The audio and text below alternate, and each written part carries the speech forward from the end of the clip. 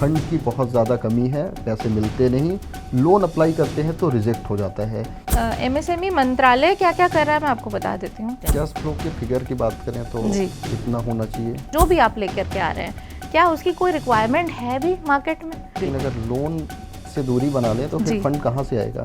यही एक तरीका है लोन से बचने का। लेकिन मुनाफा नहीं आ रहा है, क्या गलतियाँ हो सकती हैं? कुछ ऐसी गलतियां हैं जो कि पर्सनल लेवल पर होती हैं। कमी कहीं ना कहीं मिनिस्ट्री की भी हो सकती है। थोड़ी शिकायतें भी गई हैं। बिल्कुल, लोन ले लेते हैं, उसके बाद बिजनेस फेल हो जाता है।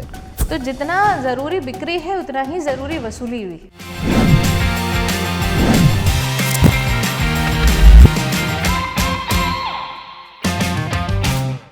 नमस्कार, एमएसएमई बदलाव के एक नए एपिसोड में आपका स्वागत है। अब तक हमने कई सारी सरकारी स्कीम्स के बारे में बात की, साथ ही हमने अपैरल बिजनेस के बारे में उसका पूरा मॉडल समझाया। आज हम आपको आरबीआई द्वारा रेगुलेटेड एक बहुत ही शानदार प्लेटफॉर्म ट्रेड के बारे में बताएंगे। ट्रेड्स एक ऐसा प्लेटफॉर्म है जो एमएसएमईज़ को जल्दी पेमेंट दिलाने या अन्य तरह के कंप्लायंस जो होते हैं उस पर मदद करता है, साथ ही आपको लोन भी प्रोवाइड करता है। ये कैसे होगा, इसका लाभ कौन उठा सकता है, कैसे उठा सकता है, इन तमाम सवालों का जवाब देने के लिए हमारे साथ ट्रेड्स को बनाने में अहम भूमिका निभाने वाली निकिता बॉस जी हैं। इन्होंने एमएसएमई मिनिस्ट्री में काम किया, एमएसएमई से जुड़े जो बेसिक बुनियादी समस्याएं हैं उनको बखूबी समझती हैं और उनसे जुड़े सवालों का जवाब देने के लिए हमारे साथ मौजूद हैं। निकिता मैम, सबसे पहले तो आपका जागरण बिजनेस में बहुत स्वागत करते हैं। और पहला सवाल लेते हैं, ये ट्रेड्स क्या है, ये प्लेटफॉर्म क्या है, क्यों बनाया गया, किसके लिए है? ट्रेड्स के बारे में आप एक्सप्लेन करें मैम। सो नयन जी, आपका ये जवाब मैं पहले दूँ उससे पहले जैसा कि मैं अपने हर एड्रेस में करती हूँ, मैं इस देश के एमएसएमईज़ को सैल्यूट करती हूँ। उनको मैं इस देश के जो सोल्जर्स हैं, जो जवान हैं, उनसे कम नहीं समझती। Right ma'am. वो जितने भी इन इकोनॉमी में जो भी डिस्ट्रप्शंस होते हैं वो एक अग्रसर होते रहते हैं, बिना रुके डटे रहते हैं और हमारी इकोनॉमी में कितना भरपूर कंट्रीब्यूट करते हैं। तो उस हिसाब से तो एमएसएमईज़ की सराहना करना हमारा धर्म बनता है। अब आते हैं हम आपके इस सवाल पर कि ट्रेड्स क्या है। मैं अगर आपको ये सवाल का आंसर एक एग्जाम्पल के तौर पे दूं तो आई थिंक ऑडियंस से हम बेटर कनेक्ट कर पाएंगे। तो आप इमेजिन करिए कि आप एक छोटे उद्यमी हैं और आप जो है किसी एक ऑटोमोबाइल कंपनी, बड़ी कंपनी को आप सप्लाई करते हैं। आपने जो है लगभग, मान लीजिए आप मुझे सप्लाई करते हैं, आपने जो है मुझे लगभग 20 लाख का सामान सप्लाई कर दिया। अब आपने कर तो दिया, लेकिन एज अ कंपनी मैं आपसे कहती हूँ कि आपका माल एकदम परफेक्ट है, पेमेंट आपको 90 दिन के बाद हो पाएगी। ये कलेक्टिव प्रॉब्लम है। ये एक by and large mass problem है। अब क्या है कि अब 90 दिन तो मैंने आपको बोल दिया, अब तो रूल आ गया है कि अगर कोई एमएसएमई श्रृंखला में आता है तो उसको 45 दिन के अंदर अंदर तो भुगतान करना ही पड़ेगा, ये तो लॉ आ गया है। लेकिन फिर भी कई जगह ये पूरी तरीके से ये नहीं है यूज़ में। अब क्या होता है कि क्या आप 90 दिन तक अब सैलरीज नहीं देंगे, क्या आप जीएसटी नहीं भरेंगे, क्या आप बिजली का बिल नहीं भरेंगे, कच्चा माल नहीं लेंगे, बहुत सारी चीज़ें। तो बाय एंड लार्ज सारी एमएसएमईज़ का ये जो इशू है ये आज की डेट में फंस जाता है। बिल्कुल मैम। अटक जाता है आपका, आपने सप्लाई कर दिया, अब आप वेट कर रहे हैं कि पैसा आएगा, और पैसा आएगा तभी आप आगे दूसरे को जो है रॉ मटेरियल नया खरीद के, नई चीज़ें करके तो आप नया सप्लाई करेंगे। इसमें आता है ट्रेड्स। जो ट्रेड्स है ये एक जो कॉन्सेप्ट है ये आरबीआई लाया है, रिजर्व बैंक ऑफ इंडिया। इसको जो है भारतवर्ष में ड्राइव कर रहा है मिनिस्ट्री ऑफ एमएसएमई बहुत ज़ोर शोर से। इसका फुल फॉर्म है, क्योंकि ऑडियंस इसका जो है ना समझ पा रही है, ना इसका बेनिफिट समझ पा रही, तो मैं इसको बहुत ही सीधे शब्दों में साझा करती हूँ। थोड़ा कॉम्प्लिकेटेड है। हाँ जी, हाँ जी। ट्रेड सुनते ही एक लगता है कि ये क्या टेक्निकल वर्ड आ गया, राइट। इसका इंग्लिश रूपांतर है trade receivable exchange discounting system. आज की डेट में 4 कंपनीज हैं जिनको आरबीआई ने ये लाइसेंस दिया है कि इस प्लेटफॉर्म को यूज़ करें, पूरे कंट्री में डिसेमिनेट करें इसका यूजेज। अब क्या होता है इसमें, पहले ज़माने में आप अगर एक उद्यमी होते, आपके पास ये 20 लाख रुपए का इनवॉइस था, तो आप या तो 90 दिन का इंतज़ार करते, तो या तो आप ये सोचते कि यार ये इनवॉइस तो है मेरे पास, मैं देखूं ज़रा बैंक मेरा मुझे क्या देता है। अब आप जो है अपने बैंकर के पास गए, आपने सोचा कि 20 लाख का तो मेरे पास एक इनवॉइस है, देखें क्या बोलता है। तो SBI ने कहा कि आपका इनवॉइस अच्छा है, आपका जो बायर है ये भी क्रेडिबल बायर है, मैं इसको जो है 20 लाख के बदले में a lot of calculation is there, होती है इसमें अच्छी वाली कैलकुलेशन, बट बिकॉज हम ऑडियंस को कनेक्ट करना चाह रहे हैं तो हम इसको एक इजी गोइंग बात में तरीके से बता रहे हैं कि 20 लाख के बदले में 19 लाख समथिंग आपको हम दे देंगे। तो आपने सोचा कि अरे वाह, मुझे 90 दिन वेट करना पड़ेगा, उससे अच्छा मुझे कल ही इतना पैसा मिल जा रहा है। अब जो है एज अ बायर मैं आप ये सोचते हैं कि SBI अगर अच्छे बायर के उस पर दे रहा है तो हो सकता है कोई प्राइवेट बैंक और बेटर रेट दे दे, वाला मामला। हाँ जी, तो वो रेट लेने के चक्कर में बैंक दर बैंक भटकता है एज एन MSME, और 1 महीने तक वो जो है बेस्ट रेट लेने में, क्योंकि आप बैंक में जाते हैं तो तुरंत तो मुलाकात होती ही नहीं, कभी किसी ने बिठा लिया, कभी कुछ हुआ, कभी मैनेजर साहब नहीं है, lot of problems, genuine problems that happen. तो उसमें क्या होता है कि MSME बहुत लेग वर्क करता था, और इस प्रॉब्लम का सोल्यूशन रिजर्व बैंक ने ऐसे लाया कि एक प्लेटफॉर्म बनाया जिसमें आप एज अ बायर रजिस्टर होते हैं, आप एज अ सेलर रजिस्टर होते हैं, जितने भी बैंक दर बैंक आप भटक रहे थे वो सारे बैंक ऑलरेडी इसमें ऑनबोर्डेड होते हैं एज फाइनेंशियल्स। अच्छा। अब एज अ बायर आपने जो है एक इनवॉइस दिया, आपने एज अ सेलर उस प्लेटफॉर्म में इसको जो है अपलोड कर दिया, और बायर ने एक्सेप्ट कर लिया कि go ahead with this kind of transaction. अब इमीडिएटली सारे बैंक्स जो है इस पर बिडिंग करने लगते हैं, और बिडिंग करने पे जो बेस्ट रेट होता है, इतने बैंक के जो आपने चक्कर काट के जो रेट निकाले थे वो 10 मिनट में वो प्लेटफॉर्म आपको दिखा देता है, और आप इमीडिएटली क्लिक करते हैं कि हाँ ये बैंक का रेट मेरे को सबसे सही लग रहा है, आपके अकाउंट में अगले दिन पैसा ट्रांसफ़र हो जाता है और आप उस पूरे सिस्टम से बाहर हो जाते हैं। अब हुआ इसमें यह है कि किसी एक बैंक ने जिसकी रेट आपको सबसे अच्छी लगी, उसने आपके बिहाफ पर, उस बायर के बिहाफ पर आज एक MSME को पेमेंट कर दिया, MSME सिस्टम से बाहर हो गया। अब जिस 1% टेन्योर को बायर ने चूज किया था, उस दिन वो बैंक जाके उस बायर के अकाउंट से पैसा डेबिट कर लेगा। अब बायर को कंफर्ट मिल गया कि जो है मैं अपने कंफर्ट के टाइम से पैसा दे रहा हूँ, MSME को तुरंत पैसा मिल गया, उसकी वर्किंग कैपिटल जो है स्ट्रीमलाइन हो गई। और एज अ बैंक, जो बैंक्स हैं इनके लिए MSME एक प्रायोरिटी सेक्टर कैटेगरी में आता है, तो उनको प्रायोरिटी सेक्टर लेंडिंग का जो है जो फायदा होता है वो मिल गया। So this is the entire win win system सारे तीनों प्लेयर्स के लिए है। स्कीम तो हम समझ गए, इसका जो तरीका है जी, इसको हम समझ गए, लेकिन ये अभी कहीं ना कहीं थोड़ा सा कॉम्प्लिकेटेड है जी। तो हम ये जानना चाहेंगे कि इस पे रजिस्टर कौन हो सकता है, कैसे हो सकता है, इसका मतलब किस थ्रू हो सकता है, तो वो हमें बताएं आप। देखिए, ये एक बहुत बड़ा भ्रम है कि ये बहुत ही कॉम्प्लिकेटेड है। आप जैसे कोई बैंक अकाउंट ओपन कराते हैं तो एज एन MSME जो है, पहले तो भ्रम ये है कि लोग ये सोचते हैं कि ट्रेड्स बड़ी कंपनीज के लिए, जबकि ये बात एकदम उल्टी है। ये ट्रेड्स जो है बनाया ही गया है सूक्ष्म, लघु और मध्यम वर्ग के एंटरप्राइजेस को हम MSME बोलते हैं, micro small and medium enterprises, इन्हीं के लिए ही बनाया गया है। अब इसमें जो है रजिस्ट्रेशन आप नॉर्मल KYC के साथ कर सकते हैं, आप अपने बैंक के जो डिटेल्स हैं वो एंटर करेंगे, ऑब्वियसली आपको अकाउंट में पैसा मिलेगा। GST, पैन, जो आप as a normal current account खोलने के जो डॉक्यूमेंट्स आप देते हैं वही एज एन MSME आप देंगे। एज अ बायर आपको थोड़े और डॉक्यूमेंट्स देने पड़ेंगे। एक मास्टर एग्रीमेंट होता है जो कि प्लेटफॉर्म और बायर के साथ होता है, क्योंकि बायर के बिहाफ पर बैंक आपका पैसा जो है दे रहा है MSME को, तो बायर की थोड़ी क्रेडिबिलिटी होनी चाहिए, तो वो एक एग्रीमेंट साइन होता है।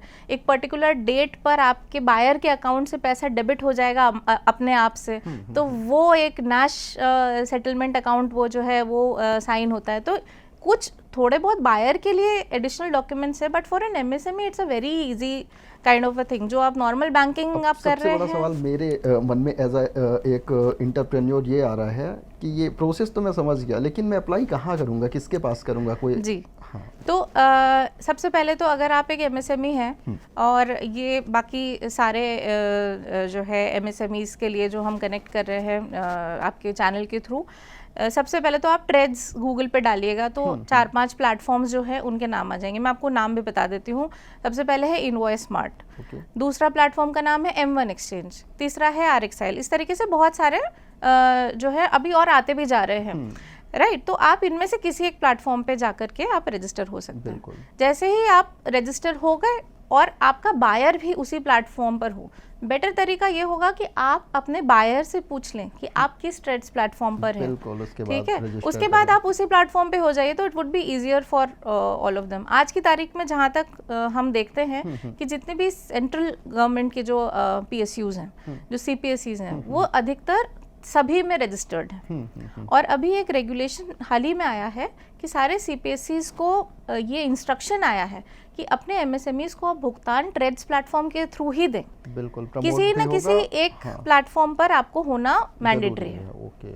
तो ये ऐसा कोई बहुत बड़ा रॉकेट साइंस नहीं है, बस ये कि आपको सही गाइडेंस मिलना चाहिए, सही। और आप जिस भी कंपनी में जाएंगे वहाँ का कस्टमर केयर ले लीजिए, वहाँ फ़ोन कर लीजिए, वो आपको गाइड कर देंगे।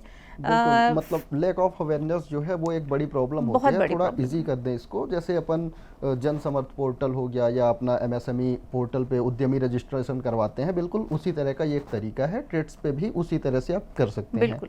और भारत सरकार की जो वेबसाइट्स हैं जैसे कि msme.gov.in, इसमें भी ट्रेड्स का वर्णन है। ट्रेड्स की सारी वेबसाइट्स का नाम लिखा हुआ है। RBI की वेबसाइट में भी अगर आप ट्रेड्स ढूंढेंगे तो ट्रेड्स की सारी डिटेल आ जाएंगी। RBI की वेबसाइट में तो काफ़ी सारा डिटेलिंग, बायलॉज और ये सारी चीज़ें भी दे रखी है, तो आप आराम से उसको जो है एज एन ऑडियंस आप कनेक्ट कर सकते हैं। बिल्कुल। अच्छा मैम, एक बार डॉक्यूमेंट के बारे में जान लेते हैं आसानी से। जैसे हम KYC के दौरान क्या डॉक्यूमेंट लगाते हैं ये तो हम जानते हैं, लेकिन वो एग्जैक्ट क्या होता है, जैसे आधार, पैन, ये क्या होते हैं? अगर आप उनके नाम भी बता दें तो और इजी हो जाएगा। देखिए, सबसे इम्पॉर्टेंट है, जो आपने क्वेश्चन बहुत अच्छा पूछा, जो किसी भी एक सरकार की जारी की हुई स्कीम जो कि MSME के लिए बेनिफिशियल है, और ये सिर्फ मैं ट्रेड्स के लिए नहीं कह रही हूँ, ये सभी चीज़ के लिए कह रही हूँ, जो पहला डॉक्यूमेंट है किसी भी MSME को लेना चाहिए कि वो अपनी आइडेंटिटी एज एन MSME बोले, वो होता है उद्यम रजिस्ट्रेशन। तो उद्यम तो होना ही होना है। अब आते हैं ट्रेड्स पर। तो ट्रेड्स के लिए तो जैसे मान लीजिए आप प्राइवेट लिमिटेड कंपनी है, तो आप लिस्ट ऑफ डॉक्यूमेंट्स की एक श्रृंखला लगाई हुई है उसमें, जिसमें आपके जैसे मेमोरेंडम हो गया, अगर प्राइवेट लिमिटेड है तो memorandum, articles, board resolution, list of authorise signatories, ये सारे कुछ कुछ बेसिक डॉक्यूमेंट्स होते हैं जो आपको एज ए प्राइवेट लिमिटेड लगाने होते हैं। प्रोपराइटरशिप के लिए तो इट्स वेरी इजी, आपका पैन कार्ड और Aadhaar would be more than enough. Partnership के लिए अगर आप पार्टनरशिप डीड है, जैसे वही मैंने कहा कि जो बैंक के नॉर्मल डॉक्यूमेंट्स होते हैं बिल्कुल उसी तरीके से। और अगर आपको ज़्यादा क्लैरिटी चाहिए, इसमें ऐसा नहीं है कि मैं ही बताऊं, आप प्लेटफॉर्म पर जा करके आप उसके लिस्ट ऑफ डॉक्यूमेंट्स या आपके वहाँ पे जो RM होंगे वो आपको गाइड कर देंगे। हेल्प पूरी मिलेगी, ऐसा नहीं है कि जो है हेल्प इज नॉट देयर या हमें भटकना पड़ेगा। It's just that we just don't know, हमें मालूम नहीं है। मैम, अब मैंने जहाँ तक देखा ट्रेड्स के थ्रू हम लोन भी अप्लाई कर सकते हैं, क्या ऐसी कोई? नहीं, ये एक बहुत बड़ा भ्रम है। ट्रेड्स लोन नहीं देता, खरीद और बिक्री का, पेमेंट का। आपके इनवॉइस को ये एक वित्तीय साधन एक बना देता है, आपके इनवॉइस को एक एक तरीके का एसेट बना देता है, जो कोलैटरल की, क्योंकि इसमें कोई ज़रूरत नहीं है। आप समझिए कि आप एक बायर हैं, मैं एक सेलर हूँ, मेरे पास आपका अप्रूव किया हुआ इनवॉइस है, मतलब आपको मुझे पेमेंट देनी ही देनी है। खरीद और भुगतान का एक ब्रिज है ये। हाँ, आपको मुझे पेमेंट देनी ही देनी है, आप कहीं जाएंगे नहीं, आप एक क्रेडिबल बायर हैं, ठीक है। तो वो एक डॉक्यूमेंट को बहुत ज़्यादा ये स्ट्रॉन्ग डॉक्यूमेंट बना देता है। तो उससे जो है इस डॉक्यूमेंट की वजह से मतलब सारे जितने भी बैंक्स हैं इस पर जो है क्रेडिट देने के लिए राजी हो जाते हैं। आप इसको अगर लोन समझते हैं तो yes, it is a loan on the buyer, क्योंकि बायर को ये पैसा अब बैंक को लौटाना है। MSME को तो बैंक ने पेमेंट कर दिया आपकी क्रेडिबिलिटी देखते हुए। चलिए, मुझे उम्मीद है कि ट्रेड्स के बारे में आपने अब तक समझ लिया होगा। अब मैम, आप मिनिस्ट्री से रही हैं, MSMEs के लिए बहुत समय से काम कर रही हैं, तो मैं एक बेसिक सा सवाल जानना चाहूँगा। सरकार की तरफ से बहुत सारी योजनाएं चलाई जाती हैं जो स्पेशली MSMEs को फंड देने के लिए होती हैं, लेकिन अभी भी बहुत सारे उद्यमियों की ये शिकायत है कि उन्हें फंड की बहुत ज़्यादा कमी है, पैसे मिलते नहीं, लोन अप्लाई करते हैं तो रिजेक्ट हो जाता है। ये प्रॉब्लम कैसे सॉल्व होगी, या वास्तव में ऐसी समस्या है या इस पर कोई मतलब भ्रम है भी? देखिए, ये समस्या तो बहुत बड़ी है। जी। ये ऐसी समस्या है नहीं जिस पर हम भ्रम कर सकें। ये एक बहुत ही कॉमन और बड़ी प्रॉब्लम समस्या है। है, स्पेशली उन जगहों के लिए जो छोटे शहर हैं। बड़े शहरों में तो फिर भी जो है एक लोगों के अंदर आपस में बातचीत है, संगठन बने हुए हैं, एसोसिएशंस हैं, लोग Awareness भी है। अवेयरनेस, इसी वजह से अवेयरनेस हो रही है।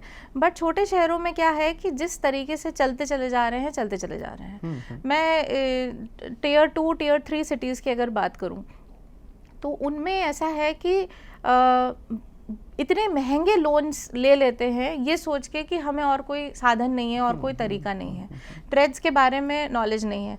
ऐसा कहीं नहीं लिखा है कि ये सारी चीज़ें जो हैं, जो जितने भी स्कीम्स हैं गवर्नमेंट की, वो सिर्फ बड़े शहरों के लिए ही हैं। बिल्कुल। ये इंडिया के पूरे हर डिस्ट्रिक्ट, हर सिटी के लिए एप्लीकेबल है। बट क्यों नहीं ले पा रहे हैं, उसमें गलती कहीं ना कहीं हमारी है कि we are not able to reach the last leg. हम आखिरी जो मूल रूप से लोगों के ऊपर पहुंचना, लोगों को जो है समझाना कि जो है ये ऐसी ऐसी चीज़ें आपके लिए बहुत ही आसानी से उपलब्ध हैं। आप आसानी से उद्यम रजिस्ट्रेशन कर सकते हैं, लेकिन हम नहीं करते हैं। छोटे बिजनेसेस को अक्सर ये डर रहता है कि हम सरकार के टैक्स के चपेटे में आ जाएंगे, हमारे ऊपर नज़र लग जाएगी, लोग जो है हमारा काम देखने लग जाएंगे, समथिंग लाइक दैट। और ये भी एक थॉट है कि जो है हम जैसे चल रहे हैं, जिस तरीके से हम चल रहे हैं, हम वैसे ही चलते रहेंगे, हमें नई चीज़ें नहीं करनी है। इतने सारे गवर्नमेंट की स्कीम्स आई हैं। अब आप समझिए कि एक स्कीम है, उसे बोलते हैं CGT MSE। अगर कोई जो है उद्यमी लोन लेना चाहता है, और लोन के लिए क्या बैंक बोलता है कि आपके पास गिरवी रखने के लिए क्या है, कोलैटरल क्या है, गारंटी, राइट। तो कोलैटरल केस में क्या होता है कि कई MSMEs का व्यवसाय अच्छा है, लेकिन संपत्ति ऐसी नहीं है कि हम कोलैटरल दे सकें, तो वो क्या करते हैं, वो पीछे रह जाते हैं। CGT MSE स्कीम में सरकार गारंटी देने को तैयार है आपके 80% 90% लोन के अमाउंट के लिए। ये मालूम नहीं है लोगों को, इसका फ़ायदा नहीं उठा पाते हैं। प्रधानमंत्री की एम्प्लॉयमेंट जनरेशन स्कीम है, इसके बारे में नहीं मालूम है। ट्रेड्स के बारे में नहीं मालूम है। उद्यम में आने के बाद 1 करोड़ स्कीम्स ऐसी आ जाती हैं कि भाई MSMEs को हर तरह से फ़ायदा है, स्किल डेवलपमेंट से लेके आपकी एक प्रोक्योरमेंट की नई स्कीम, पुरानी स्कीम थी उसका 2.0 वर्जन आया है, the PMS scheme, procurement and marketing support scheme. इसमें जो है आपको एग्जीबिशन करने का, स्टॉल का खर्चा, विदेश में अपना प्रोडक्ट डिस्प्ले करने का खर्चा, ये सारी चीज़ें, एडवर्टाइजिंग का भी उसमें, बिल्कुल वो सब चीज़ें क्योंकि साझा नहीं है, लोग नहीं जानते हैं और ये भी नहीं सोचते हैं कि थोड़ा सा पढ़ लें। इसमें कमी कहीं ना कहीं मिनिस्ट्री की भी हो सकती है, या इस तरह से मतलब स्कीम चला देना लेकिन लोगों तक उसकी सही जानकारी ना पहुंचाना, तो इस पे गलती किसकी है? देखिए, इसमें वही मैं कहूँगी कि ताली 2 हाथ से ही बजती है। लेकिन फिर भी मैं आपको एक बात बताऊंगी कि टीचर जो है क्लास में अगर बच्चों को पढ़ा रहा है और एक बच्चा जो है मन लगा के पढ़ रहा है और एक बच्चा बिल्कुल भी नहीं पढ़ रहा, उसमें आप किसकी गलती करेंगे, टीचर की गलती करेंगे या बच्चे की? तो इसमें क्या है, MSME मंत्रालय क्या क्या कर रहा है मैं आपको बता देती हूँ। रेडियोस पर जो है इसके एडवर्टीजमेंट की बातें होती हैं, बैनर्स, आपके हर शहर में MSME के DFO ऑफिसेज हैं, डेवलपमेंट एंड फैसिलिटेशन ऑफिसेज। ये सारे जो है MSMEs के लिए सेंट्रल ऑफिस मिनिस्ट्री के ईयर्स एंड आईज बोल करके लगाए गए हैं कि लोग आकर के यहाँ से सपोर्ट ले सकते हैं। वेबसाइट तो आजकल हर एक के पास मोबाइल है, इंटरनेट है। अब आप वही है कि शेर के मुंह में खाना खिलाने वाली बात है, या खुद चल करके आएगा, या आपको कुएं तक जाना है, ये सारे एग्जाम्पल्स हम सब जानते हैं। लेकिन तब भी अगर हम नहीं पढ़ना चाह रहे या जानना चाह रहे हैं, तो फिर इसमें मैं अब सरकार को दोष इसमें कम दूंगी।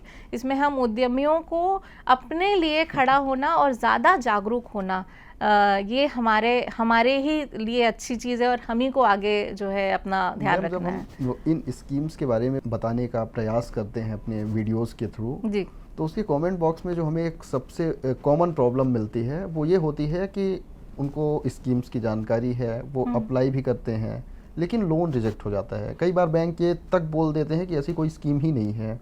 ये एक बड़ी समस्या है जी। तो ये प्रॉब्लम कैसे सॉल्व होगी? जी, ये एक प्रॉब्लम है जो कि बाय एंड लार्ज इसके बारे में थोड़ी शिकायतें भी गई हैं। बिल्कुल। असल में क्या होता है कि और इस बात को बहुत ज़्यादा प्रचलित रूप से लोग बोलते भी नहीं हैं, बैंक्स को इस तरीके के सस्ते लोनों में जो है एज अ एंटिटी थोड़ा सा कम फायदा रहता है। वो चाहते हैं कि उनका खुद का प्रोडक्ट प्रमोट हो, खास तौर पे उस पे जिसपे गवर्नमेंट गारंटी कवर देती है। करेक्ट। तो उसमें क्या होता है कि अक्सर कुछ शिकायतें ऐसी भी आई थी जिसमें मैनेजर ने ये बोल दिया कि ऐसी कोई स्कीम ही नहीं है, जबकि ये scheme bye and large her bank के लिए गई है। तो इसमें क्या है कि आपको एज अ जागरूक एमएसएमई आपको कंप्लेंट लॉन्च करनी है उस एंटिटी के खिलाफ जो ऐसी गलत बात कर रहा है। स्कीम ना होना ये गलत बात है, आप ये बोल ही नहीं सकते हैं, राइट। तो ये एक तरीका है इसको डील करने का। बाकी तो देखिए सरकारी बैंक्स में तो आपको सपोर्ट मिलेगा ही मिलेगा। एसबीआई काफ़ी जो है आगे बढ़ करके जो है सारी स्कीम्स को इम्प्लीमेंट करता है, और बहुत सारे प्राइवेट बैंक्स भी हैं जो इम्प्लीमेंटेशन में आगे हैं। पर यह है कि किसी एक पर्टिकुलर ब्रांच में किसी एक पर्टिकुलर इंडिविजुअल की वजह से एक ऑर्गेनाइजेशन का नाम खराब होने वाली बात है। जी अच्छा मैम, अब एमएसएमई मेंटर के तौर पे मैं आपको देख रहा हूँ जी। स्टार्टअप्स फेल क्यों हो जाते हैं, इस पे आप बताइए। बहुत सारे लोग अच्छा खासा पैसा भी उठा लेते हैं, फंडिंग जुटा लेते हैं, लोन ले लेते हैं, उसके बाद बिजनेस फेल हो जाता है। कौन सी गलतियां हैं जो करने पे बिजनेस फेल होते हैं, और ख़ास तौर पे फर्स्ट जनरेशन एंटरप्रेन्योर को ये गलतियां नहीं करनी चाहिए, आप कैसे देखती हैं?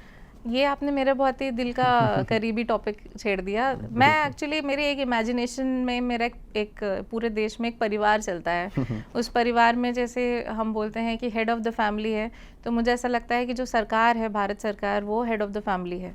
उसमें जो बड़ा बेटा है वो लार्ज कॉर्पोरेट्स है, जो हमारे बड़े बड़े उद्यमी हैं। ये मेरी इमेजिनेशन का एक परिवार है। उसमें हाँ, और इसमें जो एमएसएमईज आते हैं ये बीच का ये बच्चा हो जाते हैं, जो कि कभी कभी बड़ा रोल भी निभाते हैं, इकोनॉमी में कंट्रीब्यूट भी करते हैं, कभी कभी छोटे बच्चे की तरह भी डील करते हैं कि हमें हैंड होल्ड करना पड़ता है, सपोर्ट करता है। और सबसे छोटे जो बच्चे होते हैं परिवार के, जिनको सबसे ज़्यादा पैम्परिंग की ज़रूरत होती है, वो होते हैं ये स्टार्टअप्स। अब क्या है कि आते हैं आपके सवाल पर, स्टार्टअप्स क्या है कि फेल होने का कारण तो आप पहले समझिए कि स्टार्टअप्स की मानसिक स्थिति क्या है। जो सक्सेसफुल स्टार्टअप्स हैं पहले आप उन्हें देखिए, और जो नहीं हो पाए हैं उनको हमें देखना चाहिए। सक्सेसफुल स्टार्टअप्स ने दिल लगा के सालों तक स्टडी करा है। ये स्टडी करा है कि हम जिस मार्केट में उतर रहे हैं इसकी वायबिलिटी क्या है, इसकी फिजिबिलिटी क्या है। और जो अनसक्सेसफुल स्टार्टअप्स हैं उनकी 4-5 गलतियां मैं आपको अभी बता देती हूँ। पहली गलती क्या है कि हमारे दिमाग में कोई आइडिया आता है कि आज मैं कोई ऐसा प्रोडक्ट बनाऊंगा जो मेरे लिए मतलब ये तो मतलब ऐसा हुआ ही नहीं है, ऐसा हो ही नहीं सकता है, जो हम अपने दिमाग से सोच रहे हैं। हम क्या करते हैं, उस प्रोडक्ट के उस आइडिया के साथ हम शादी कर लेते हैं। हमारा एकदम लगता है कि ये ऐसी चीज़ है कि गलत हो ही नहीं सकती। हम ये नहीं सोच रहे हैं कि उस प्रोडक्ट का, उस आइडिया का रियल में डिमांड है मार्केट में या नहीं है। हमने ग्राहक को समझा ही नहीं, कस्टमर का जो है रिक्वायरमेंट क्या है, कुछ नया करने की चक्कर में। हाँ, क्या हम कोई प्रॉब्लम सॉल्व कर रहे हैं उससे, कोई ऐसी हम यूनिकनेस क्रिएट कर रहे हैं, ये सारी ना सोच करके हम अपने ही ख्यालों में खोए हुए हैं पूरी तरीके से कि जो है ये तो चलेगा ही चलेगा। दूसरी गलती जो हम क्या करते हैं कि किसी को देख लिया, समझ लिया कि इसका चल गया तो मेरा भी चल गया, कॉपी पेस्ट। आपकी सिचुएशन और मेरी सिचुएशन, भले ही हम लोग एक जैसे दिख रहे हो, भले ही हम साथ में भाई बहन हो, चाहे हम एक ही परिवार से हों, मेरी सिचुएशन अलग होगी, आपकी सिचुएशन अलग होगी। तो कभी भी किसी को देखा देखी हमें नहीं करना है। सोशल मीडिया ने आजकल आकर और एक वो कर दिया है कि ये चल गया वो चल गया, 10 सेकंड्स 30 सेकंड्स की रील्स में जो है इंसान सक्सेसफुल हो जाता है, खाना पक जाता है। तो लोग सोचते हैं कि सब कुछ बहुत जल्दी जल्दी हो रहा है। एक्चुअल में द रेट जैसे होता है ना कि बीज बोने से लेके फल आने तक का जो टाइम है, वो टाइम तो आप, ये तो भगवान का है काम, इसे आप चेंज नहीं कर सकते हैं, राइट। तो वो समय देना बहुत ज़रूरी है। और चौथी गलती क्या है कि हम स्टार्टिंग में ही ढेर सारा पैसा इकट्ठा कर लेते हैं। इतना पैसा इकट्ठा कर लेते हैं, इससे भी लोन ले लिया, कोई जो है बैंक जा कर के ले लिया, ठीक ठाक जो है हमारा था हमने कर लिया। अब क्या है, फर्नीचर एकदम वर्ल्ड क्लास, ऑफिस एकदम बढ़िया, और एम्प्लॉयज़ रख लिए, बट प्रोडक्ट ही मार्केट में नहीं आया है। प्रोडक्ट आ भी गया है तो ये इमेजिनेशन होती है कि हम पहले ही दिन से जो है प्रॉफिटेबिलिटी ब्रेक इवन ब्रेक कर देंगे। इट टेक्स टाइम, ये समय लेता है। नया बिजनेस को एक रिलेशनशिप बनता है ग्राहक और आपके प्रोडक्ट के बीच में। भले ही एक चलता फिरता प्रोडक्ट हो, भले ही आप सेम इंडस्ट्री में आए हो, भले ही आप कोई नई चीज़ ला रहे हैं, इट नीड्स टाइम कि एक ट्रैक्शन क्रिएट हो, एक आपके जो आपके कस्टमर्स हैं उनके साथ आपके एक रिलेशनशिप क्रिएट हो। तो वो एक चीज़ है जो कि बहुत जो है लोग दिमाग से हटा देते हैं। और सबसे इम्पॉर्टेंट जो चीज़ है वो ये है कि ये समझनी होती है कि कैश फ्लो को हम इम्पोर्टेंस नहीं देते हैं। कैश फ्लो सबसे इम्पोर्टेंट है। कैश फ्लो बहुत टेक्निकल वर्ड होता है, इसको एक बार आप एक्सप्लेन करें, कैश फ्लो एक्चुअल में होता क्या है? कैश फ्लो का मतलब है लिक्विडिटी, मतलब कि आपके जो जिसको आप नगदी कहते हैं, ठीक है, घर आपके बैंक में कितना पैसा है, दिस इज योर हाथ की चीज़ कि ये तो दबा के रखना है मुझे। तो मतलब ये आप देखते हैं कि प्रॉफिट कितना हुआ, कितनी बिक्री हुई, इधर नज़र घुमा के देखिए आपके बैंक में कितना पैसा पड़ा है। क्या मैं अगले 6 महीने तक अगर मेरी कुछ भी बिक्री नहीं हुई तो क्या मैं अपना बिजनेस को सस्टेन कर सकता हूँ? क्या मैं अपने एम्प्लॉयज़ को पैसा दे सकता हूँ? क्या मैं बिजली का बिल पे कर सकता हूँ? 6 महीने तक का बफर रखने को हम एक कैश फ्लो का वर्किंग कैपिटल एफिशिएंसी जिसको बोलते हैं वो करते हैं। Like emergency fund. इसको इमरजेंसी फंड का नाम हम ना दें, ये एक ऐसी चीज़ है जो हमारे को एकदम हम एकदम दिवालिया हालत में नहीं आ गए, ये बचा के रखते हैं और ये चलता रहता है। मतलब ये नहीं है कि आज से 6 महीने अगला दिन आया उससे 6 महीने। तो मतलब आपने जिसको बेचा है आप इंश्योर करिए कि आपका तुरंत पैसा वापस करें, जिसकी वजह से मैं ट्रेड्स की बात कर रही हूँ, ठीक है। आपने जिसको सप्लाई किया है बड़े ग्राहक को, वो अगर आपको इमीडिएटली पैसा नहीं देता तो आपका पैसा फंस गया ना। आपने कोई स्टार्टअप है, आपने जो है किसी को सप्लाई किया, वो अगर आपको महीना भर बाद भी पेमेंट देता है तो महीना भर तक आपका वो कैश अटक गया। So that is the thing कि आपको इमीडिएटली अगले दिन, दूसरे दिन, एक हफ्ते के अंदर वो पैसा वापस चाहिए। तो जितना ज़रूरी बिक्री है उतना ही ज़रूरी वसूली भी। This is very important, which is why your cash flow is very important. Cash flow is perennial, वो चलता रहता है। वो कैश फ्लो मतलब आप समझिए कि नल में पानी आता रहना चाहिए, नल में पानी ख़त्म नहीं होना चाहिए जी। तो ये कैश फ्लो है जी। तो कैश फ्लो को मेंटेन करना बहुत ज़रूरी है किसी भी उद्यमी के लिए। इट इज़ एग्जैक्टली कि जैसे आपके बॉडी में रक्तचाप जो चल रहा है, ब्लड फ्लो है, वो आपकी बॉडी को जिंदा रखता है ना, उसी तरीके से बिजनेस को जिंदा रखने के लिए कैश फ्लो इंपॉर्टेंट है। This is the mool mantra for any business to sustain. Cash flow के फिगर की बात करें तो कितना होना चाहिए? देखिए ये कोई जादुई आंकड़ा नहीं है, ठीक है। ये अब आपका बिजनेस के ऊपर डिपेंड करता है, टर्नओवर पे। अब जैसे आपका कोई छोटा बिजनेस है, आपने जो है पहले तो ये बात हम समझ लें कि हम बिजनेस, अगर हम स्टार्टअप्स की बात कर रहे हैं, क्योंकि ये दोनों ही चीज़ें डिफरेंट हो जाती हैं स्टार्टअप्स के केस में और एमएसएमई के केस में। MSMEs are well established in the entire market, startups नए होते हैं। तो स्टार्टअप्स को कैश फ्लो के बारे में इसलिए सोचना है क्योंकि उनको उतनी आदत नहीं है इस मार्केट में रहने की, और आगे का समय कैसा आने वाला है, और नए नए टाइप के जो आजकल आप समझते हैं, कोई अनाउंसमेंट हो गया, अब कोई अगर फ्यूल इंडस्ट्री में, तो अभी देखिए आप क्या हाल चल रहा है। तो इस तरीके के स्टार्टअप्स को किस तरीके का बफर रखना है, इट विल कम्प्लीटली डिपेंड कि उन्होंने कितने स्केल पर अपना बिजनेस शुरू किया है। तो किसी के लिए कैश फ्लो की रिक्वायरमेंट 50 लाख की हो सकती है, किसी के लिए 10 लाख की हो सकती है, किसी के लिए 1 करोड़ की हो सकती है। तो ये कोई ऐसा आंकड़ा नहीं है कि मैं वन साइज फिट्स ऑल बोल दूं, है ना। ये डिपेंड करता है कि आपने कितना बड़ा अपना स्केल बनाया है। Correct ma'am. आसान कर दें कि आपका बिजनेस जितना बड़ा है उसके हिसाब से आपकी खरीदी बिक्री पेमेंट आपको ये लॉजिक लगाना है कि जैसे आपने आपका बिजनेस मान लीजिए अगले 6 महीने तक अगर उसको 50 लाख की रिक्वायरमेंट है, तो उसके पास कभी भी 50 लाख का जो सर्कुलेशन है वो खत्म नहीं होना चाहिए। बिल्कुल, उतना पैसा बना रहना चाहिए। बिल्कुल। चलिए, ये तो आपने समझ लिया, स्टार्टअप्स की गलतियां भी हमने जान ली और कैश फ्लो के बारे में हमने जाना कि ये एक अच्छी चीज़ें हैं, रखनी चाहिए। इसके अलावा और क्या ज़रूरी चीज़ें होती हैं? अगर मैं कल से अपना स्टार्टअप शुरू करना चाहूँ तो आज मेरे लिए क्या तैयारी करनी होगी? कल का मतलब इमीडिएट कल नहीं, आने वाले कुछ महीनों में। जी, तो अगर आपने कल से एक स्टार्टअप बनने की बात सोची है तो मेरे ख्याल से ये एक थॉट प्रोसेस होता है 2 लोगों का कि मैं एक नया अपना बिजनेस शुरू करता हूँ, तो मैं अपने नौकरी पे हूँ या तो मैं एग्जिस्टिंग बिजनेस में हूँ। तो ये एक थॉट प्रोसेस होता है कि मैं अगर नौकरी कर रहा हूँ और मैं नया बिजनेस शुरू कर रहा हूँ, तो उसके भी 2 थॉट प्रोसेस होते हैं कि मैं तंग आ चुका हूँ अपनी नौकरी से, अब मैं इरिटेट हो गया हूँ, मुझे करना ही नहीं है। अगर उस थॉट प्रोसेस से आप बिजनेस शुरू कर रहे हैं तो ये नहीं करना है, क्योंकि आपका दिमाग में इससे छुटकारा पाने के लिए दूसरा ऑप्शन है। इट इज़ नॉट लाइक कि इससे ब्रेकअप करके उसके साथ शादी कर ली, है ना, दैट डजंट हैपन। वो इमोशंस में भी नहीं काम आता और बिजनेस में तो बिल्कुल भी काम नहीं आता। बिल्कुल। दूसरा जो तरीका ये है कि आपको मार्केट में उतरना है, you want to come down as a startup, तो एटलीस्ट 1 साल या 6 महीने की आपकी तैयारी होनी चाहिए। तैयारी इन द सेंस कि आप पहले तो क्या करना चाहते हैं उस आइडिया पर काम करिए। आइडिया किस चीज़ का है, क्या वो आपका जो आइडिया, आपका जो प्रोडक्ट है, आपकी जो सर्विस है, जो भी आप लेकर के आ रहे हैं, क्या उसकी कोई रिक्वायरमेंट है भी मार्केट में? क्या वो जो है, जो आपकी ऑडियंस आप जिसको टारगेट कर रहे हैं, क्या उनके साथ कनेक्ट करता है? क्या वो क्या उसका कॉम्पिटिटर है कोई मार्केट में? उस कॉम्पिटिटर को अगर है तो उसे हम बीट कैसे करेंगे? आप क्या यूएसपी लेके आएंगे जो उस एग्जिस्टिंग प्रोडक्ट से या सर्विस से बेटर तक दिखता होगा?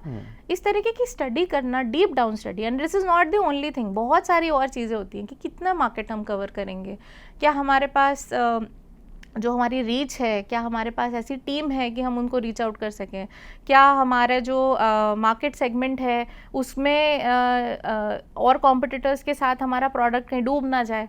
बहुत सारी चीज़ें। क्या हम डिजिटली साउंड हैं, डिजिटल कॉमर्स में आना चाहते हैं, तो हम क्या बड़ी ऑडियंस को रीच आउट कर सकते हैं? क्या हम ग्लोबल मार्केट को रीच आउट करना चाहते हैं? तो all these preparation has to be done. Second, बहुत इंपॉर्टेंट, ये तो मार्केट की बात होगी। Second is finance. क्या हमारे पास फाइनेंस हम कहाँ से लाएंगे? स्टार्टअप्स गलती ये करते हैं कि लोन देखने लगते हैं। मेरा हमेशा सजेशन रहता है कि जब हम ट्रैकिंग करने जाते हैं तो क्या हम अपने बड़े बड़े ब्रीफकेस लेके जाते हैं या हम एक हल्का सा पिट्ठू बैग लेके जाते हैं, राइट? तो हम जब स्टार्टअप करें तो हम उन्हीं लोगों से पैसा लें जिनसे हम रीपेमेंट हमारा इजी गोइंग हो, खुद की सेविंग्स, आपके मम्मी पापा से या कोई ऐसे फ्रेंड्स या रिश्तेदार जो हमारे सर पे ड्यू डेट पे खड़े ना हो, किसी ऑर्गेनाइजेशन की तरह, किसी वेंचर कैपिटलिस्ट की तरह या किसी एंजल इन्वेस्टर की तरह कि भाई ये पैसा तो मुझे दो ही दो अभी इसी डेट पर, इतना इंटरेस्ट सा लगता है वो। एग्जैक्टली। तो आपके सर पर अपने काम छोड़ करके आप तो पैसा देने के ब्लॉक में लग जाओगे। तो that is one very important thing. तीसरा जो है, आपके पास स्किल्ड वैसी, मैं रोकना चाहूँगा, जी जी जी, लेकिन अगर लोन से दूरी बना लें तो फिर फंड कहाँ से आएगा? ऑप्शंस क्या हो सकते हैं? देखिए, इसको हम लोग इंग्लिश में स्टार्टअप की दुनिया में बूटस्ट्रैपिंग बोलते हैं। ओके। कि जितना आप आसपास के लोगों से इकट्ठा कर सकें जो आपको हेल्प करना चाहते हैं, जिनको आपका रीपेमेंट का प्रेशर ना। ऑब्वियसली आप पैसा दोगे, ऐसा नहीं है कि आप पैसा लेके भाग जाओगे। आपकी खुद की सेविंग्स, पहला तो खुद का जो होता है, दूसरा अपने घर वालों से, फ्रेंड्स से, तीसरा अपने घर में कुछ अगर एसेट्स वगैरह हों जिनको आप रख करके, मतलब everything and anything that is not creating a pressure on your head, ये बचना, यही एक तरीका है लोन से बचने का। और फिर अगर आपको लगता है कि वो स्केल आप रीच करना चाहते हैं तो आप एक आसान लोन लीजिए, जो आजकल सरकारी लोन्स जिसको बोलते हैं, जिसमें रेट ऑफ इंटरेस्ट कम रहते हैं, जिसमें सरकार की सब्सिडीज रहती हैं। कुछ स्कीम्स के नाम भी बता दीजिए जो इतनी आपकी, मैंने आपको CGTMSE बताया, ये एक स्टार्टअप। फिर विमेन के लिए स्टैंड अप इंडिया लोन है जो विमेन एंटरप्रेन्योर्स को खड़ा करने के लिए। स्टार्टअप इंडिया की सीड फंड्स की कितने सारे स्कीम्स होती हैं कि आप जो है आपका आइडिया अच्छा लगा तो गवर्नमेंट उसमें इन्वेस्ट करती है। और एम्प्लॉयमेंट जनरेशन तो रोजगार देती है, ये बिजनेस के लिए नहीं है, एम्प्लॉयमेंट जनरेशन। और तीसरी एक स्कीम है जैसे मुद्रा लोन हो गए। मुद्रा में कई कई कैटेगरीज है छोटे लोन के लिए, 50,000 से 1 लाख 5 लाख तक के लिए। तो इस तरीके से जो है, जो छोटे एकदम नए स्टार्टअप्स हैं उनको इस तरीके के लोन से हेल्प मिल जाती है। और छोटी इनकी, क्योंकि EMI की जो दर होती है, किश्त होती है, वो छोटी होती है, तो इतना पेन भी नहीं होता देने के लिए। तो ये आपका जो है फाइनेंस की तैयारी होनी चाहिए। और आप टेक्नोलॉजी से कितना रूबरू हैं, आपका प्रोडक्ट जो है टेक्नोलॉजी मांग रहा है कि नहीं, वो आपकी प्रिपरेशन होनी चाहिए। तो लास्ट लाइन ये बोलूँगी कि पैशन इज़ इम्पॉर्टेंट, पैशन बहुत ज़रूरी है, लेकिन प्रेपरेशन उससे भी ज़्यादा इम्पॉर्टेंट है। तो वो थोड़ा आप ध्यान रखेंगे तो आप एक सफल स्टार्टअप हो सकते हैं। बिल्कुल। अब इस्टेब्लिश बिजनेस की भी बात कर लेते हैं, जिनका बिजनेस चल गया, समय भी अच्छा खासा बीत गया, लेकिन मुनाफा नहीं आ रहा है। क्या गलतियाँ हो सकती हैं? अच्छा प्रॉफिट ना आना, चाहे मैन्युफैक्चरिंग सेक्टर हो या सर्विस सेक्टर में भी कई बार ऐसी चीज़ें होती हैं। जी, तो देखिए, गलतियाँ तो बहुत सारी हो सकती हैं। कुछ ऐसी गलतियाँ हैं जो जेनेरिक होती हैं, कुछ ऐसी गलतियाँ हैं जो कि पर्सनल लेवल पर होती हैं। कि पर्सनल लेवल पर इस ऐसी गलतियां हो सकती हैं कि भाई कोई एक ऐसा हमने स्टाफ हायर कर लिया जो ढंग का नहीं था, कोई ऐसे पार्टनर के साथ काम शुरू कर लिया हु वाज नॉट इंटरेस्टेड, या हमने जो है हमारे यहाँ कोई ऐसा अनफोर्सीन इंसिडेंट हो गया, आग लग गई, कुछ हो गया, लॉस हो गया, अ lot of things happen. But जो जेनेरिक गलतियाँ हैं वो मैं आपको बता देती हूँ। सबसे पहले तो जो मेरा इम्पॉर्टेंट है किसी भी चीज़ का, जो मैंने आपको कहा कि रक्तचाप जो आपका होता है, ब्लड फ्लो, आपने कैश फ्लो पे ध्यान नहीं दिया। आपने ध्यान दिया कि इस बोतल को बेचने से जो है मैंने 11 में ख़रीदा था, मैंने 12 में बेच दिया तो मुझे 1 रुपये का प्रॉफिट हो गया, लेकिन बोतल आपने एक ही बेची है तो आपको 1 ही रुपये है, कैश फ्लो में आपके पास एक्स्ट्रा कुछ नहीं है। तो वो जो वॉल्यूम बढ़ाना है, cash flow, it's very important. तो प्रॉफिट पे ध्यान नहीं देना है। बुक्स अच्छी हो सकती है, प्रॉफिट भी अच्छा हो सकता है, लेकिन अगर कैश फ्लो नहीं है तो आगे क्या, it is stopping you there, right. So उसी के लिए आप जितने भी सारे कैश फ्लो के लिए जो मैंने आपको टेक्निक्स बताई, ये है। दूसरा जो बहुत इंपॉर्टेंट है, जो कि ज़्यादातर एमएसएमईज करते हैं, अपने जो बुक कीपिंग है, अपने जो कंप्लायंसेस हैं, उसको हल्के में लेते हैं कि अरे कर देंगे, जीएसटी फाइल कर देंगे, है ना, जीएसटी में अप्लाई ही नहीं करते हैं अगर वो क्राइटेरिया में आ भी रहे तो।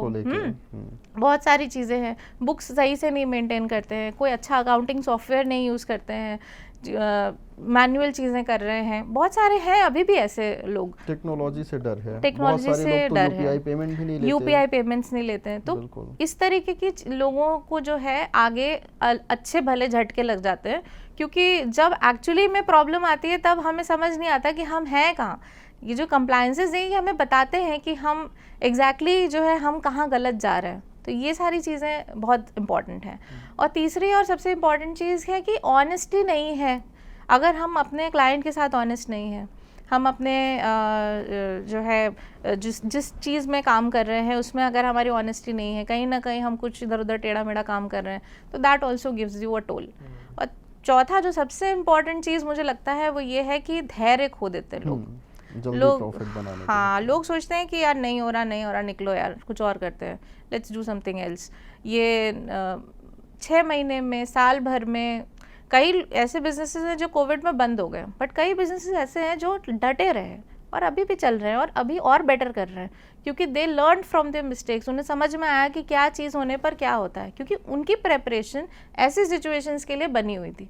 तो प्रेपरेशन अपने कैश फ्लो का ऊपर रोज़ ध्यान रखना, अपने प्रॉफिट्स को रोज़ देखना, अपने कैश फ्लो को रोज़ देखना, अपने अकाउंटिंग को एकदम सही तरीके से सुचारू रूप से चलाना, ये सारी चीज़ें हैं जो नहीं करते लोग।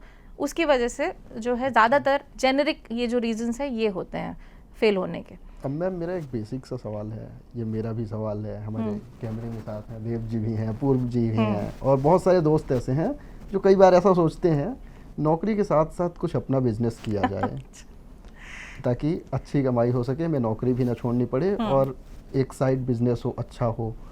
तो आप बतौर एक्सपर्ट क्या बताएंगी, ऐसे कौन से बिजनेस होते हैं जो हम सब लोग मिलकर कर सकते हैं इंडिविजुअल, ना कि सबको साथ मिले? जी, ये एक बहुत ही इंटरेस्टिंग सवाल किया। ये एक ऐसा सवाल है जिसमें लोग करना भी चाहते हैं, बिल्कुल, बट बात करने में घबराते हैं कि कौन क्या हो जाएगा, और एक छोटा सा रिस्क भी रहता है, और रिस्क तो रहता ही है।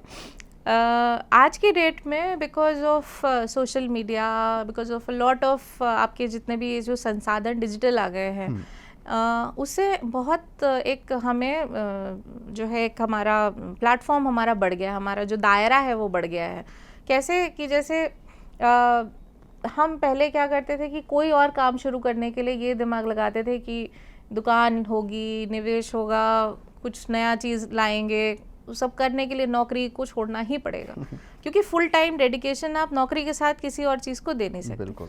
बट ऐसी छोटी मोटी चीज़ें जो आप नौकरी के साथ कर सकते हो, जैसे कि बहुत सारे ऑप्शंस हैं आजकल की, भाई फोटोग्राफी का आपने कुछ इंस्टाग्राम का पेज बना लिया, या आप कुछ अच्छा बोलने लग गए, तो आजकल ये सारे डिजिटल प्लेटफॉर्म्स आपको अच्छा पेमेंट करते हैं। आप कोई होम फूड का आपने क्लाउड किचन स्टार्ट कर लिया अपने घर के किसी लेडी के नाम से, या कुछ, हर चीज़ का करने का उपाय है। हैंडीक्राफ्ट्स में आपने जो है कुछ ऑनलाइन सेलिंग का, कपड़ों के आजकल जो है ऑनलाइन सेलिंग का, सब ऑनलाइन चीज़ों का it's a very good option to do. But again I would say कभी भी कोई नौकरी के साथ अगर आप चीज़ करें तो ये हर आदमी के लिए है, ये एक बहुत ही बड़ा डिस्क्लेमर है कि आप जिस संगठन में काम कर रहे हैं उसके साथ उसके जो नियम हैं उसको आप कहीं से डिसरिगार्ड ना करें। बिल्कुल। और जैसे कि कोई ऐसी चीज़ ना करें जो आपके कॉन्फ्लिक्ट ऑफ इंटरेस्ट जिसको कहते हैं उसमें आ जाए, तो पता चला कि आप काम कुछ करना चाह रहे थे और आप जो मूल जिससे आप कमा रहे हो उसी से हाथ धोना पड़े।